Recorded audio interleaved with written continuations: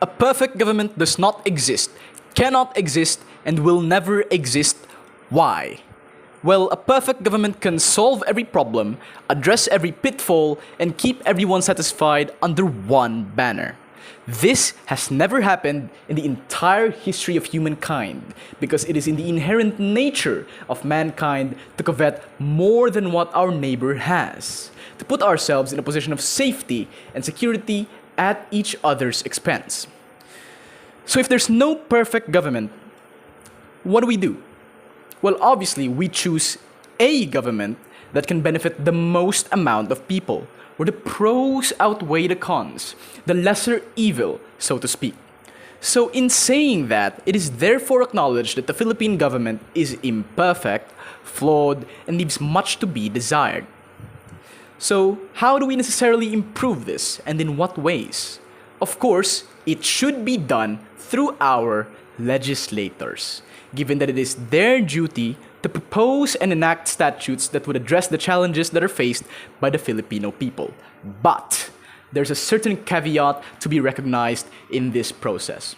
The laws of the Philippines are delimited by the 1987 Philippine Constitution, the supreme law of the land. It is inalienable, inviolable, and absolute in nature, which raises a concern. Why, oh why, does a piece of parchment, a charter promulgated in 1987, dictate how we approach the unique set of challenges that we encounter in the present day?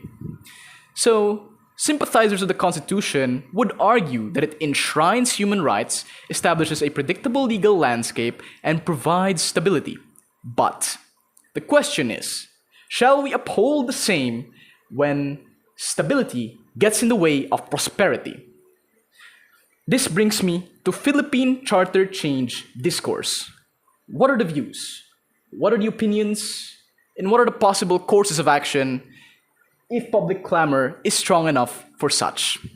To start with, there are four main strands in terms of proposals for charter change, namely a shift to federalism, economic provisions, term limits, and with regards to the structure of government. So to start with, first, people have proposed to shift to federalism in order to give more autonomy and resources to regions. Advocates argue that this could reduce Manila-centric governance and spur regional development. Second, with regards to economic provisions, I chose a specific area. So in Article 12, Section 11 of the Philippine Constitution, it is basically imposed that public utilities such as public transport can only be operated by majority Filipino companies, which advocates argue might be the reason why public transport infrastructure are either limited or of poor quality. So moving on to the third, on term limits, people have either advocated for the extension of existing terms or the complete removal of term limits as a whole, arguing that if given a longer period of time, leaders would be able to implement their projects and policies more effectively. And lastly, on the shift to a parliamentary structure of government, advocates argued that it could lead to more efficient governance by ensuring accountability through a vote of confidence mechanism.